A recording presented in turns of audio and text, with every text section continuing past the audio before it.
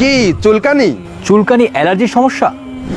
আর এই চুলকানি অ্যালার্জি আপনার কখনোই ভালো হবে না, কেননা রক্তে অ্যালার্জেন রেখে যতই আপনি অ্যালার্জির ঔষধ খান, এই চুলকানি অ্যালার্জি আপনার কখনোই ভালো হবে না। চুলকানি হলো রক্তের ভিতরে থাকা ভাইরাস, তাই আপনি রক্তে অ্যালার্জেন রেখে যতই চুলকানির ওষুধ খান না কেন, এই রোগ কখনোই আপনার ভালো হবে না। তাই আপনার দরকার চুলকানি অ্যালার্জি সমস্যা থেকে স্থায়ী মুক্তি পেতে রক্তের ভিতর থেকে অ্যালার্জেনের পরিমাণ একেবারে কমিয়ে ফেলা। ডাক্তারের পেছনে হাজার হাজার টাকা নষ্ট করেছেন, কিন্তু এই রোগের স্থায়ী সমাধান পাননি।